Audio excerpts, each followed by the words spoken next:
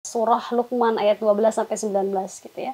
Ternyata di sini Allah berfirman, Luqman kepada anaknya, salah seorang ayah kita yang sangat soleh kepada anaknya, pesan pertama yang disampaikan Luqman adalah walaqad atainal hikmata anishkur lillah. Jadi Luqman mengajarkan terlebih dulu moral values ke anaknya.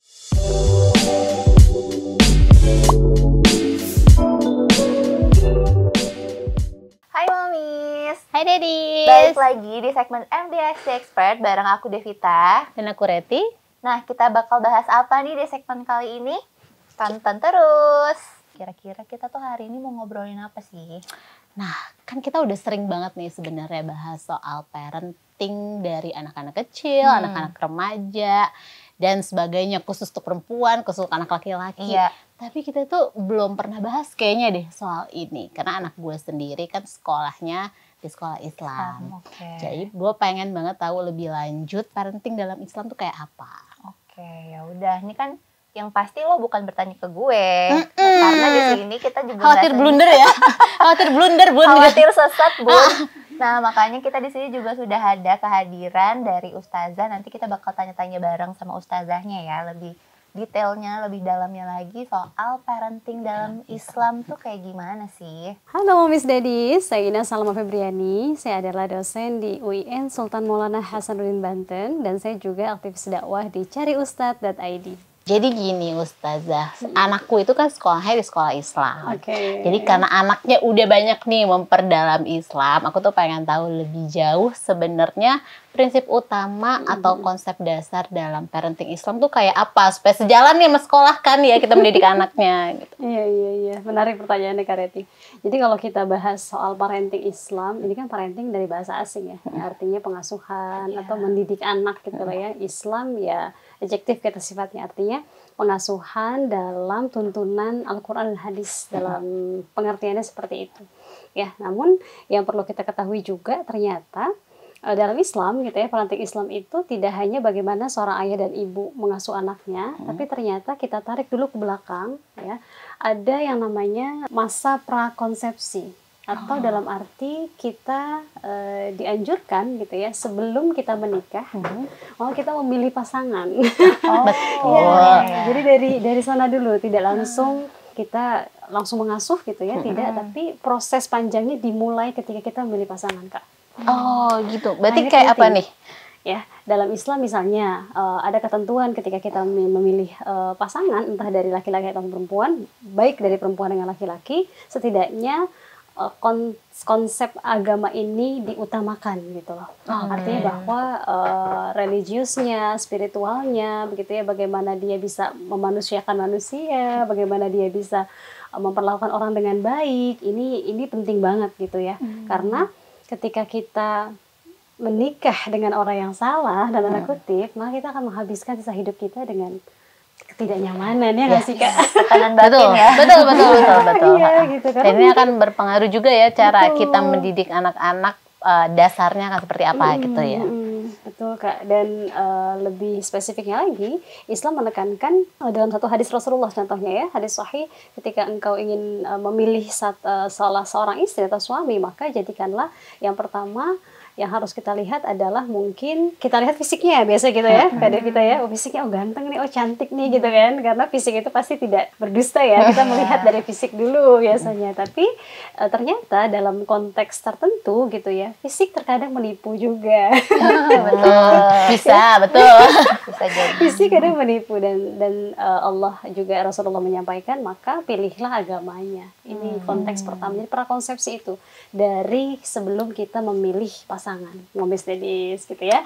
Nah nanti ketika memang kita sudah merasa bahwa kita sudah sejalan nih, saat kita satu visi dengan dia ya, kita satu ritmenya sama nih, kita banyak pandangan-pandangan yang sejalan gitu ya, misalnya muslim dengan muslim, maka nanti akan masuk ke stage berikutnya Kak Reti, Kak Devita, yaitu masa kehamilan gitu ya. Jadi dari perencanaan kehamilan, kita mau punya anak berapa ya nanti. Kalau bisa, misalnya kita mau punya anak laki-laki, yuk kita ikhtiarkan. Ternyata kalau Allah kasih perempuan ya nggak apa-apa juga gitu ya.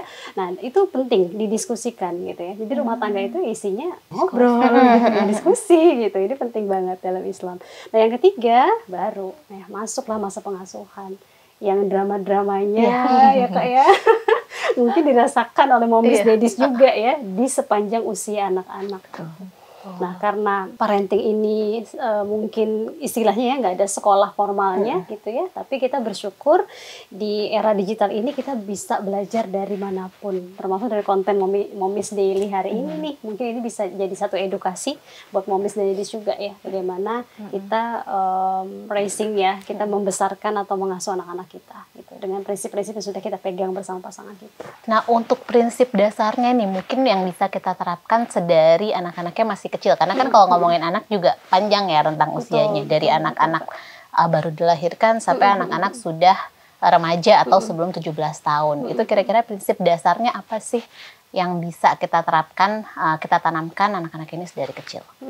Betul. Jadi prinsip pertamanya Momis Daddies ya dalam Islam gitu ya, salah satunya surah Luqman ayat 12 sampai 19 gitu ya. Ternyata di sini Allah berfirman, Luqman kepada anaknya, salah seorang ayah kita yang sangat soleh kepada anaknya, pesan pertama yang disampaikan Luqman adalah walaqad atainal hikmata anishkur lillah. Jadi Luqman mengajarkan terlebih dulu moral values ke anaknya. Jadi mengajarkan anaknya untuk bersyukur.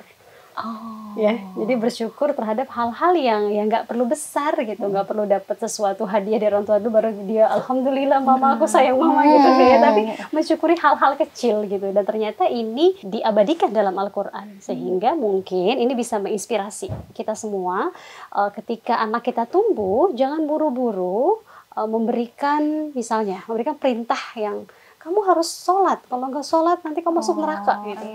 Ya, itu kan mungkin maksudnya baik orang tua ya, tapi ternyata ketika nilai-nilai tersebut yang digaungkan terus ke anak, jadi anak berpikir, oh sholat itu karena aku takut neraka gitu ya. Jadi kayak ada rasa ketakutan sama paksaan ya Ustazah. Iya, betul. Jadi Islam justru mengajarkan moral dulu dibangun. Orang tua bangun nilai moralnya dulu, ajarkan anak bersyukur, ajarkan anak buat jujur, ajarkan anak buat disiplin. Ya mungkin ini yang selama ini kita miss ya. Kita hanya melihat anak kita yang penting dia sholat kelar.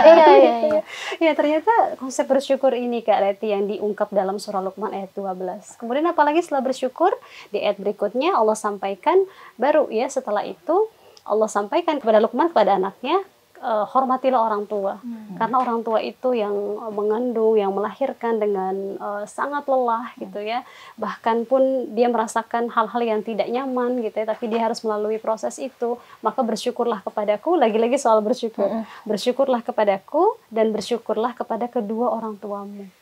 Jadi ini penting nih, fondasinya itu dulu ya, ajarkan anak-anak kita untuk bersyukur. Bener sih, tapi kan sebenarnya itu adalah konsep yang bener-bener dengan bersyukur kita akan mensyukuri hal-hal terkecil. Sebenarnya kayak aku tuh sering banget bertanya, ini kayaknya jadi anak kecil kan enak banget ya, sekedar ibaratnya bangun pagi aku minta peluk mama, terima kasih ya ma, itu kan kayak sesuatu yang kadang-kadang kita lupa gitu untuk menjadi manusia dewasa, karena kita harus mendapatkan hal besar dulu baru kita bisa bahagia. Sedangkan anak kecil dengan hal-hal simple aja mereka bisa bahagia ya, karena konsepnya mereka mensyukuri hal-hal kecil. Ya maksudnya bersyukur juga pastinya bukan bersyukur untuk hal-hal yang enak-enak aja. Hal-hal yang nggak enak sebenarnya harus disyukurin juga kan, Ustazah.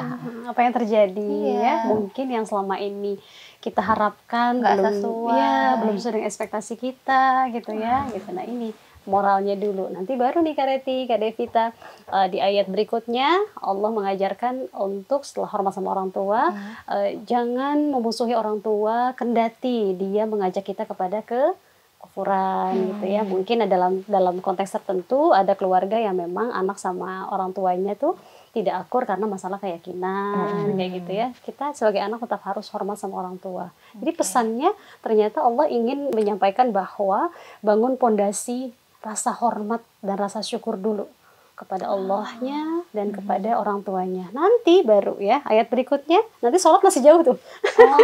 Gitu, jadi nggak langsung tiba-tiba lahir suruh sholat gitu, nggak konsepnya ya. Jadi bersyukur dulu, sayang orang tua dulu, kendati orang tua kita mengajak kita kufuran, tetap harus berbuat baik dulu. Orang tuanya juga bukan jahat ya orang tuanya, mungkin kayak orang tuanya yang nggak acuh ke anaknya juga harus tetap hormat. Betul Kak. Nah berikutnya baru aqimis shalah ya, jadi disuruh sholat, dirikanlah sholat, wasbir. Nah tapi sholat disandingkan dengan sabar, sabarlah dalam menghadapi apapun yang kadang-kala tidak sesuai dengan ekspektasi kita. Iya. Itu nilainya. Jadi ada grade-grade-nya, ada urutannya gitu. Nah, mungkin semoga ya ini bisa jadi tuntunan kita nih, parenting Islam tuh ya modelnya adalah membangun karakter dulu sebetulnya. Gitu. Baru nanti perintah sholat. Setelah perintah sholat apa lagi? Allah menganjurkan untuk apa? Gak boleh berbicara dengan nada yang tinggi, ya.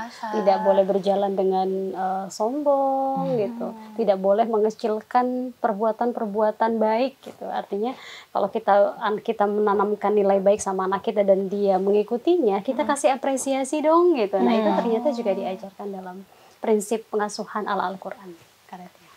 Berarti kurang lebih sebenarnya pengasuhan di Al-Quran sama yang biasa diterapkan orang sehari-hari itu mirip banget. Cuma yang bikin berbeda nih tujuan dan manfaatnya tuh sebenarnya gimana sih Ustazah? Ya, tujuannya tentu kita ketika punya anak kan doa-doa yang teratur, semoga jadi anak soleh soleha gitu ya. Soleh soleha, soleh sendiri kan artinya baik gitu ya. Soleh baik atau sehat badannya, sehat mentalnya, akalnya, sehingga dia bisa menjadi orang yang muslih atau orang yang memberikan kebaikan kepada orang lain gitu. Nah, tujuannya apa sih? Tujuannya kita kan ingin membentuk anak-anak kita ini bisa meneladani orang tuanya ya, Kak. Nah, ini core-nya sih di situ gitu. Ketika kita mengasuh anak-anak, dia nggak mungkin ujuk-ujuk jadi anak yang baik, anak yang nurut gitu, betul. Jadi kedua orang tuanya dulu sebetulnya gitu ya, dalam Islam tuh belajar dulu. Memang nggak ada yang sempurna gitu ya. Mungkin boleh jadi kita malu deh ngajarin anak buat sholat Al-Fatihah, kita aja ngajarin hatam-hatam gitu misalnya ya. Tapi nggak ada kata terlambat gitu. Artinya bahwa ngajilah bareng anak gitu. Ketika memang ada hal-hal yang keagamaan yang memang anak kita bertanya kita nggak bisa jawab, oke nak kita cari jawabannya yuk sama-sama gitu. Itu akan lebih masuk akal sih buat anak-anak ketimbang harus kamu tanya sama ustadz kamu misalnya gitu ya, kamu tanya sama ustazah kamu gitu ya. Ternyata itu lebih bikin anak, oh iya ya, mungkin nggak semua orang tua aku tahu jawaban apa yang aku tanya. Misalnya anak-anak kita udah masuk usia puber nih, Kareti gitu ya.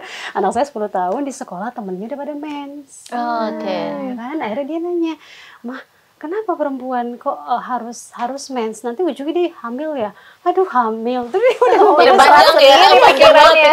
Udah panjang. Terus iya nak, kalau soal itu mungkin bidang kedokteran nih yang bisa jawab. Nanti kita cari jawaban sama-sama yuk. Tapi kalau dalam Al-Quran, menstruasi itu hadiah dari Allah. Allah tuh memuliakan kita dengan proses itu gitu. Jadi mungkin yang dia lihat tuh kayak rasa takutnya ribet karena harus enaknya ya.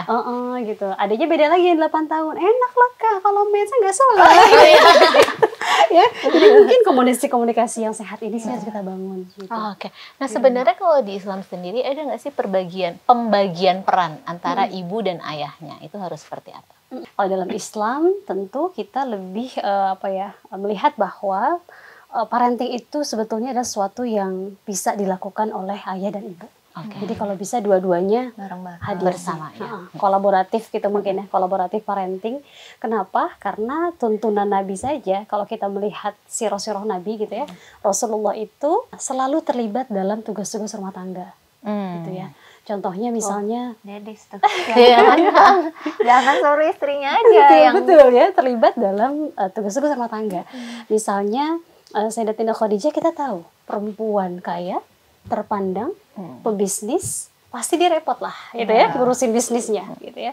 Tapi ketika Allah menakdirkan beliau menjadi istrinya Nabi, maka Sayyidatina Aisyah senantiasa meminta persetujuan Nabi ketika ada hal-hal yang harus didiskusikan bersama ya, ataupun ketika Rasulullah tahu nih, oh istri saya lagi tidak bisa melaksanakan tugas rumah tangga, maka tidak malu Nabi untuk terlibat dalam tugas itu tanpa disuruh, karena atas kesadaran ya, Dedis gitu ya.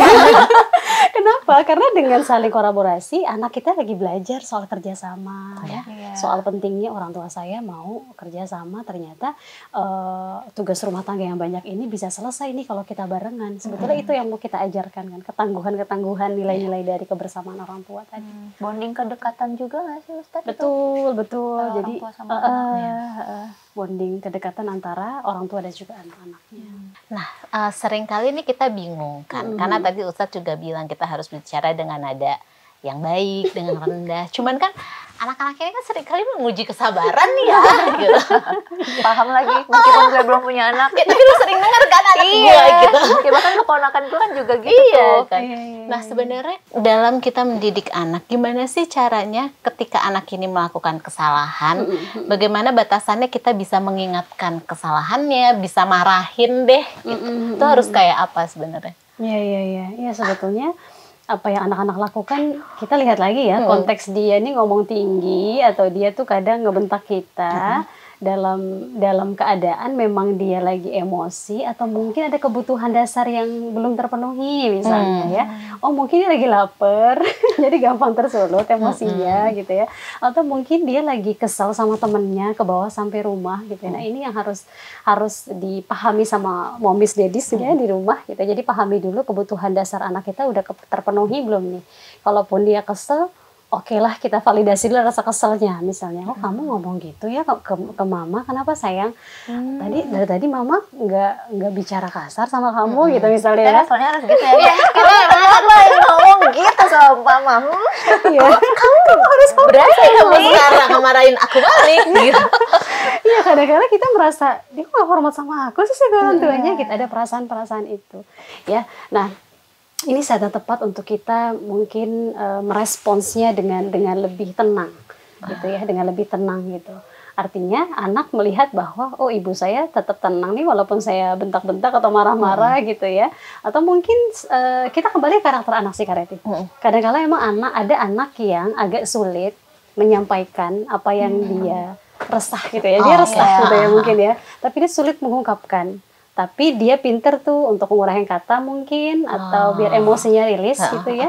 Tapi ada juga anak yang ekspresif ya, mainannya miring sedikit atau sesuatu yang gak saya harapkan dia langsung kesel nih gitu ya, gampang mengungkapkan. Nah sekali lagi pasti momis dedis dan kita semua ya sebagai orang tua paham sih karakter dasar anak kita seperti apa, maka treatmentnya pun juga berbeda. Dan mungkin di rumah kita kadang-kala membandingkan ya anak 1, 2, 3 gitu ya. Kamu aja ya. Kamu disiplin loh.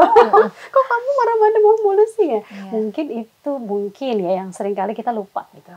Anak juga ketika dibandingkan dia merasa bahwa oh aku kurang oke ya dibandingkan kakak aku misalnya gitu ya. Nah ini sih Kak yang jadi refleksi kita bersama ya. Jadi ketika kita mau negur anak tuh sebaiknya kita negurnya kayak apa Ustaz? Lihat lagi apa sih perbuatan yang dia lakukan gitu sih Kak. Ini mempengaruhi cara kita menyampaikan ya. Selagi masih dalam batas yang wajar, masih dalam batas yang bisa kita perbaiki sama-sama, maka ajaklah anak untuk ngobrol dari hati ke hati ya. Tapi ketika itu sudah menyakiti diri sendiri ya atau mungkin dia menyakiti orang lain, maka orang tua juga harus tegas gitu ya. Nah dalam Islam kita kenal ada 4 fase apa ya pengasuhan lah ya. Di 0 sampai 6 ini anak masih dianggap sebagai raja.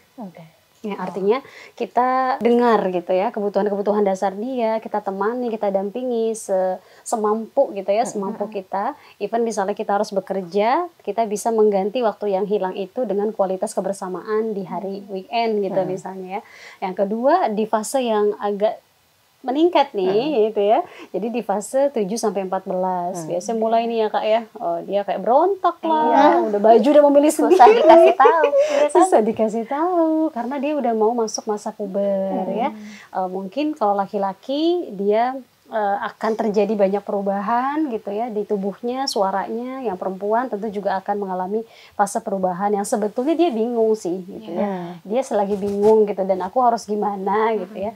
Nah, karenanya di fase 7-14 ini karena fase yang mulai agak sulit gitu ya karena dia masuk remaja, kewajiban sholat masuk nih di usia ini. Disitulah pelan-pelan ya Betul Ustazah. ya, meskipun dasarnya sudah kita ajarkan 0 sampai 6 gitu ya. 7 sampai 14 mulai pembiasaan. Gitu. Jangan sampai di usia 14 ya atau di usia 10 gitu ya. Ya udah deh dia mau sholat kayak mau enggak kayak jangan gitu. Jadi artinya pembiasaan itu harus sudah kita bentuk di range usia 7 sampai 14 gitu. Ya, karena ada satu hadis yang mengatakan bahwa ketika di usia itu anak belum mau sholat gitu ya, maka orang tua boleh lebih tegas. Oke, Gitu. boleh lebih tegas tuh seperti apa Ustadz? Nah hadisnya itu mengatakan wadribuhun karetian, artinya anak boleh dipukul gitu. Dalam arti gini, ada ulama yang mengatakan mengartikan kata ini dengan letter lek, mukul gitu ya. Tapi ketika kita lihat konteks Al-Qur'an, doroba itu nggak selalu artinya memukul gitu. Boleh jadi kita bisa melakukan treatment khusus untuk anak ini, misalnya, oh karena kita bersepakat untuk sholat jamaah, tapi kamu nggak sholat sama ayah dan mama, maka waktu main gadget kamu berkurang 2 jam gitu. Misalnya, kita kasih konsekuensi atas apa yang dia lakukan. Gitu. Karena berarti, kan kita tidak menginginkan kekerasan berarti memukul ini dalam artian memberikan hukuman sesuai dengan apa yang disuka sebenarnya sebagai konsekuensi. Sehingga dia sadar bahwa oh iya deh, karena aku ngelakuin itu maka aku terima deh konsekuensinya. Dia sadar konsekuensi dari perilaku. Berarti di fase selanjutnya Ustadz, tadi kan baru sampai 7-14 ya, kemudian 15 sampai 21 kali itu. Nah ini nih, orang tua harus bersikap sebagai teman buat anak. Karena dia udah punya dunia sendiri kan. Semakin sulit mendekatnya. Betul, apalagi soal seksual yang dalam negara kita kayak masih tabu banget membahas. Yang padahal itu jangan sampai nggak diobrolin di rumah. Justru itu usia yang penting banget untuk dikasih tahu. Kita bisa masuk sih di awal-awal 7-14, mungkin dari sisi pubertas ya. Nanti kamu akan nanti kamu akan ihtilam ya, atau mimpi basah. Nanti caranya adalah kamu ketika mimpi basah kamu harus mandi. Kita kasih tahu cara-cara dasarnya seperti itu. Nah nanti kan di usia 15 dia udah mulai gitu ya, udah mulai berubah lagi nih ya. Mungkin udah kenal lawan jenis, ya. Mungkin dia sudah mulai tertarik sama temennya di kelasnya. Ya, udah memutuskan, aduh dia cantik banget, dia ganteng banget gitu kan. Nah, sering kali, mungkin orang tua kita dulu kayak ngebahas itu tuh kayak, ngapain sih kamu gitu ya? Ngapain sih gitu? Padahal ketertarikan itu kan bukti fitrah manusia. Gitu ya. Di usia-usia yang sudah menuju matang ini nih, menuju masuk nanti fase dewasa, dia sudah tahu bahwa ketertarikan kepada lawan jenis ini fitrah yang seringkali nggak bisa kita tahan. Gitu. Tapi dalam Islam kita bisa mengarahkan anak-anak kita agar tidak mencari sumber informasi di luar. Jadi kita kembalikan tempat aman itu di rumah sama orang tua itu bertanya. Oke, tadi udah 3 fase ya Ustadz ya, dari 4. Berarti fase terakhir yang keempat sekarang. 21 sampai anak ini udah masuk ke fase menikah ya. Berumah tangga. Udah nih orang tua kayak agak susah move on nih. Masih nganggep anaknya anak-anak, belum belum siap untuk ditinggal anaknya, atau belum siap anaknya punya kehidupan baru gitu ya. Ini nih masa-masa kritisnya orang tua. Karena anaknya mau pamit.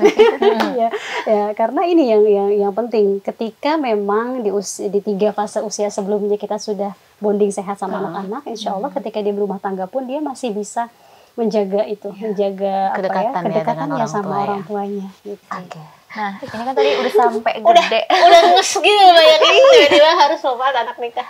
Harus ikhlas ya, nangis Bombay. Nah, terus itu kan sebelum dia menjadi dewasa ini kan pastinya orang tuanya juga pengen anaknya tuh jadi anak yang soleh kayak tadi Ustazah bilang. Cara yang bisa kita lakukan sebagai orang tua tuh gimana?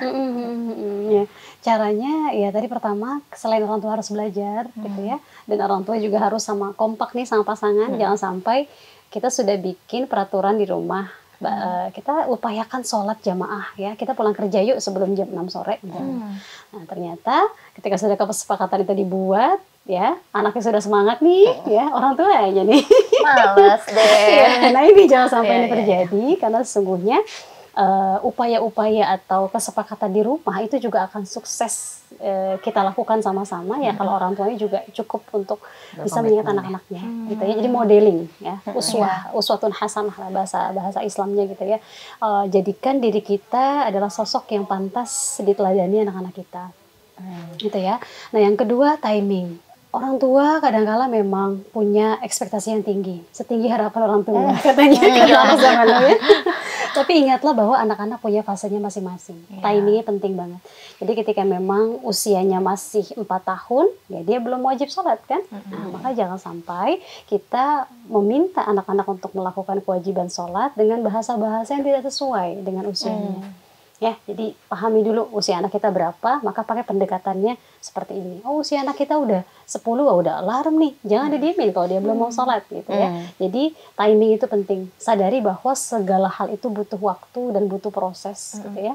Nah, yang ketiga, pembiasaan gitu ya. Pembiasaan ini kalau Quran bilang dalam surah Al-Isra misalnya ya, Al-Quran sampaikan bahwa kepada orang tua disiplinkan anak itu harus dimulai dengan rasa sabar gitu ya. Kenapa? Karena seringkali kita nih harapannya dia berhasil menjalankan ini, tapi lupa nih bahwa proses ini kan panjang nih gitu ya, untuk bisa membangun anak-anak kita yang mentalnya tangguh, yang dimana dia jadi anak baik, anak jujur, pasti dia perlu contoh.